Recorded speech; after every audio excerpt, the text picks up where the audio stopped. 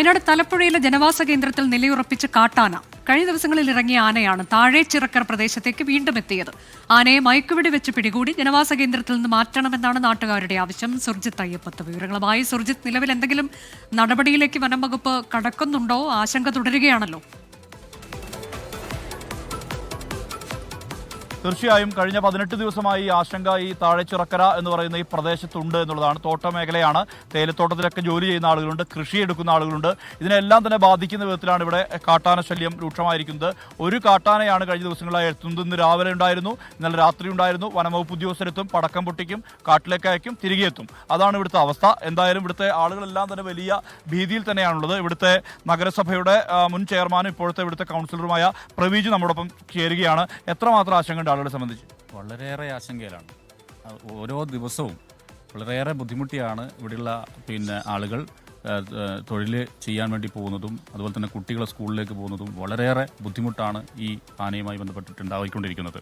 ഇതിനൊരു പരിഹാരം എന്ന നിലയ്ക്ക് തന്നെ ബന്ധപ്പെട്ട അധികാരികൾ അടിയന്തരമായി ഇതിനെ ഉൾക്കാട്ടിലേക്ക് കൊണ്ടുപോവുകയോ അല്ലെങ്കിൽ ഇവിടെ നിന്നും ഇതിനെ എങ്ങോട്ടെങ്കിലും കൊണ്ടുപോകുന്ന രീതിയിലേക്കുള്ള കാര്യങ്ങൾ ചെയ്യണം എന്നാണ് പറയാനുള്ളത്.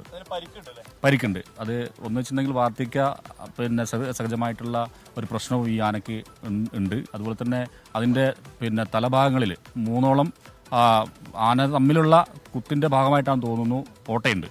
അപ്പോൾ അതുകൊണ്ട് കൃത്യമായിട്ടുള്ള ഈ വിവരങ്ങളൊക്കെ തന്നെ ബന്ധപ്പെട്ട ഡിപ്പാർട്ട്മെൻറ്റ് ഉന്നത ഉദ്യോഗസ്ഥരോടുമായി ഷെയർ ചെയ്തിട്ടുണ്ട്.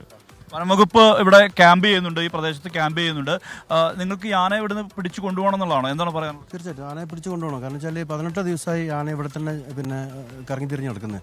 ഒരുപാട് ജീവൻ നഷ്ടപ്പെടുന്ന സംഭവം വികാസങ്ങൾ ഒരുപാട് ഇവിടെ സാക്ഷിയാവേണ്ടിയായിരുന്നു.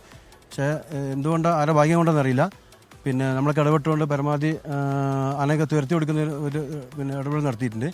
ഫെൻസിങ്ങിൻ്റെ ആണ് ഏറ്റവും വലിയ പ്രശ്നം. കാരണം വെച്ചാൽ ഫെൻസിങ് സ്ട്രോങ് അല്ലാത്തതുകൊണ്ടാണ് ഈ പറയപ്പെട്ട വന്യമൃഗങ്ങൾ പുറത്തേക്ക് ഇറങ്ങി വരുന്നത്.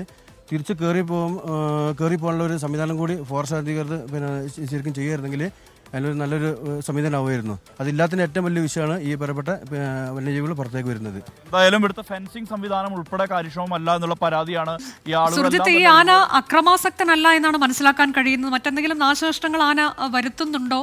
മറ്റൊരു കാര്യമുള്ളത്, ആനയ്ക്ക് പരുക്കുണ്ട് എന്ന് നാട്ടുകാർ തന്നെ പറയുന്നുണ്ടല്ലോ. പ്രായമുള്ള ആനയാണ് എന്നും പറയുന്നു. അപ്പോൾ മയക്കുപിടി വെച്ചാൽ അത് എങ്ങനെയെന്നൊരു ചോദ്യവും ഉണ്ടല്ലോ. അതും സ്വാഭാവികമായും അത്തരം ചോദ്യം കൂടി ഉയരുന്നുണ്ട്. എന്തായാലും എന്ത് തരത്തിലുള്ള നടപടിയാണ് വനംവകുപ്പ് ഇതിൽ സ്വീകരിക്കാൻ പോകുന്നത് എന്നുള്ളതാണ് ഉന്നയിക്കപ്പെടുന്ന വിഷയം. ഇവിടെ ആളുകളെ സംബന്ധിച്ച് അവരുടെ മനുഷ്യജീവൻ ഏറ്റവും പ്രധാനപ്പെട്ട സംഗതിയാണ്. അതുകൊണ്ട് തന്നെ ആളുകൾ ആശങ്ക പറയും. പക്ഷേ ആനയുടെ ആരോഗ്യനില ഉൾപ്പെടെയുള്ള കാര്യങ്ങളിൽ പരിശോധന നടത്തേണ്ടത് വനംവകുപ്പാണ്. നമുക്ക് ഇവരോട് തന്നെ ചോദിക്കുക, ഈ ആനയെ നേരിട്ട് കണ്ട ആളുകളല്ലേ, എന്താണ് അതിൻ്റെ ഒരു ആരോഗ്യസ്ഥിതി? അതിൻ്റെ എന്ന് പറഞ്ഞാൽ വളരെ മോശമാണ്. എന്ന് പറഞ്ഞാൽ നടക്കാൻ അതിന് മതിയായിരിക്കും കഴിയുന്നില്ല. നമ്മൾ പടക്കം പൊട്ടിച്ച് അതിൻ്റെ അടുത്ത് കിട്ടുകൊടുത്തിട്ടുണ്ടെങ്കിലും അത് ഒറ്റ നിർത്താൻ നിൽക്കുന്നത്. പക്ഷെ അത് എന്താക്കിയാലും അത് പോകില്ല. എന്ന് വെച്ചാൽ 3ഓളം മുറികളാണ് അതിൻ്റെ മുഖത്തുള്ളത്. ശരിക്കും നമ്മൾ കണ്ടതാണ്. എന്താ വെച്ചാൽ ഈ പാലത്തിൻ്റെ അവിടെ വെച്ചിട്ട് ഞങ്ങൾ ഓടിക്കാൻ വേണ്ടി നിന്നപ്പോൾ ഞങ്ങളെ നേർക്ക് വന്നിട്ട് അതിന് ഞങ്ങളവിടെ നിൽക്കുന്നത് പോലും കണ്ടിട്ടില്ല.